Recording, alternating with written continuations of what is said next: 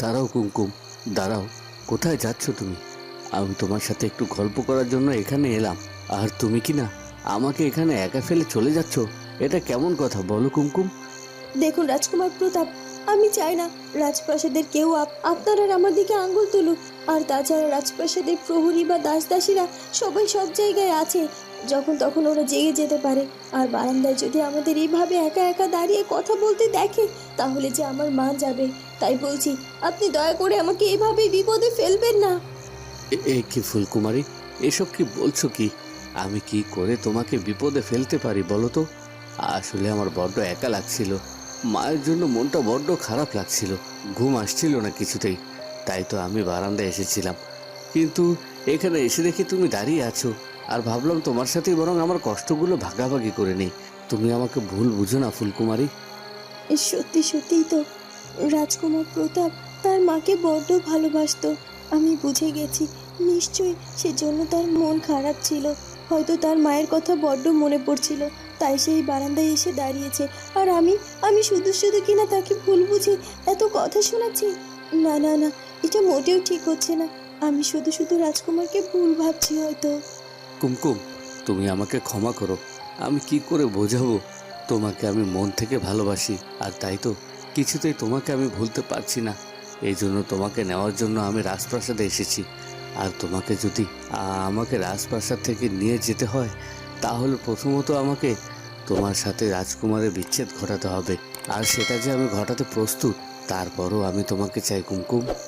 ফুলকুমারী, ঠিক আছে, তুমি এখানে চাঁদ দেখো, আমি বরং যাচ্ছি। আমাকে ক্ষমা করে দিও। এই কথা বলে রাজকুমার প্রতাপ সেখান থেকে চলে যায়।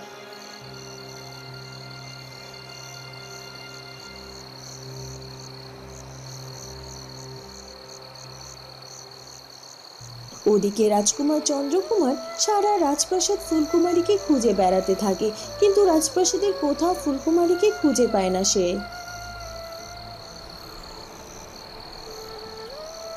না না, ফুলকুমারী তো রাজপ্রাসাদের কোথাও নেই। তাহলে এই রাতের অন্ধকারে কোথায় যেতে পারে? রাজপ্রাসাদের বাইরে তো কোনোভাবেই যাওয়ার কথা নয়। এই তো রাজপ্রাসাদের প্রতিটি কোনায় কোনায়, প্রতিটি জায়গায় তো আমি খুঁজে দেখলাম, কিন্তু ফুলকুমারী তো কোথাও কোথাও নেই। না না, এখন তো আমার ভীষণ চিন্তা হচ্ছে আমার ফুলকুমারীকে নিয়ে। ও কোথাও কি চলে গেল আমাকে কিছু না বলে? নাকি ওর আবার কোনো বিপদ আপদ হলো, সেটাও তো বুঝতে পারছি না।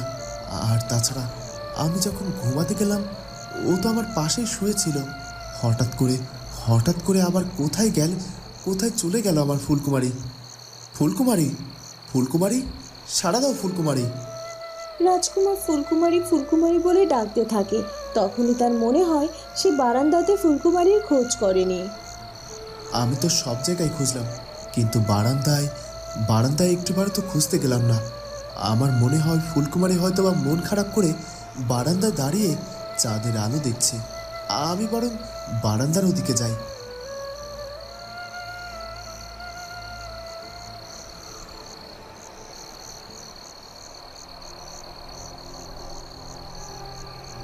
সবই তো শুনলাম জটামা, এখন বলুন কি করে ওই ফুলকুমারীকে আমার পথ থেকে সরানো যায়, আর রাজকুমারের জীবন থেকে চিরকালের মতো দূর করে দেওয়া যায়।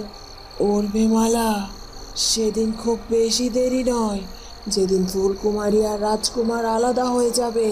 তুমি কি জানো, তুমি যে কাজ করতে চাইছো সে কাজ আরও একজনও করতে চাইছে, আর ইতিমধ্যে সে রাজপ্রাসাদে চলেও এসেছে।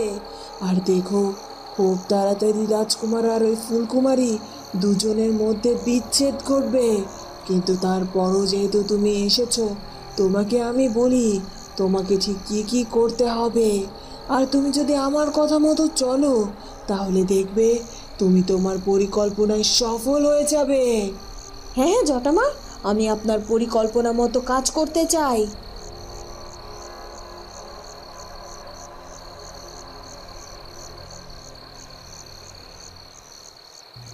তান্ত্রিক বাবা, তান্ত্রিক বাবা, আপনার ধ্যান ভঙ্গ করুন। তান্ত্রিক বাবা, আপনার সামনে যে অনর্থ গড়ে উঠতে যাচ্ছে, আপনি ধ্যান ভঙ্গ করে এই বিপদ থেকে বাঁচার চেষ্টা করুন। তান্ত্রিক বাবা, এভাবে এভাবে চুপ করে বসে থাকবেন না, আপনার ধ্যান ভঙ্গ করুন।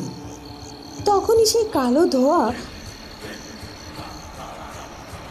হঠাৎ করে একটি কালো ছায়া মূর্তিতে পরিণত হয়, আর এটা দেখে সুমন বড্ড ভয় পেয়ে যায়।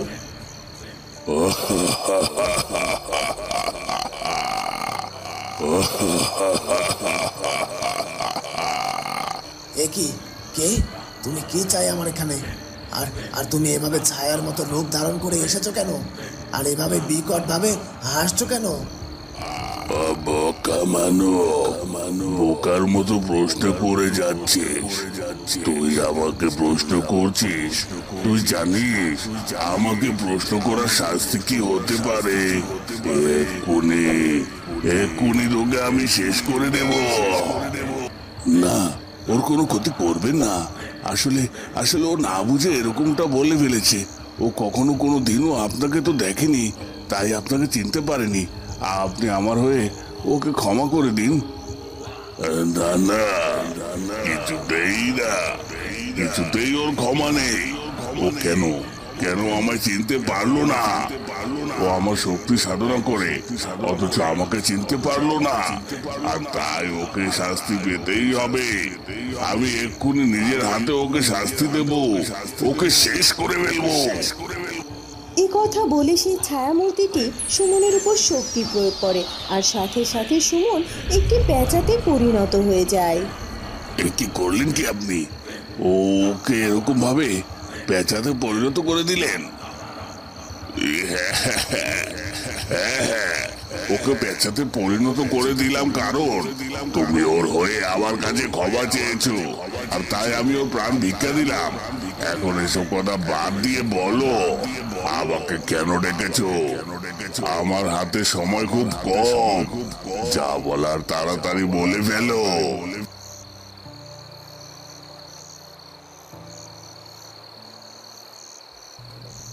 রাজকুমার চন্দ্রকুমার বারান্দার দিকে যেতে থাকে, আর ওদিকে প্রতাপও সেই পথ দিয়ে বারান্দা থেকে আসছিল। এ কি প্রতাপ, তুমিও আজ ঘুমাওনি দেখছি। তা কোথায় গিয়েছিলে? বারান্দায় গিয়েছিলে বুঝি? হ্যাঁ হ্যাঁ চন্দ্রকুমার, আমি একটু বারান্দায় ছিলাম।